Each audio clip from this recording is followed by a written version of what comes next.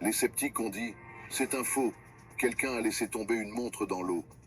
Les historiens ont crié « Les Grecs construisaient des temples, pas des mécanismes ».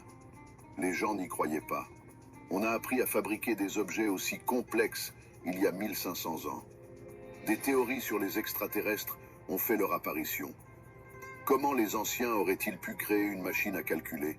L'objet a été baptisé « mécanisme d'Anticythera ». Le mystère a été révélé grâce à de puissants rayons X.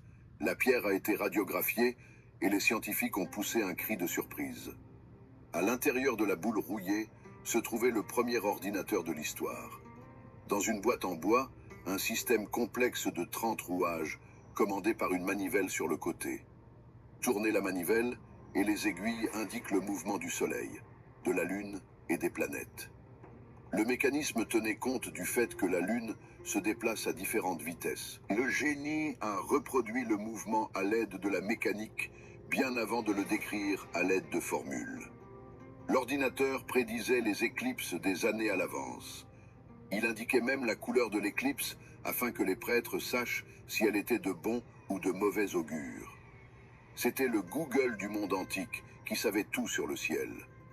Nous ne comprenons pas comment ils ont pu usiner des pièces sans machines-outils, mais le fait est qu'ils avaient des ordinateurs.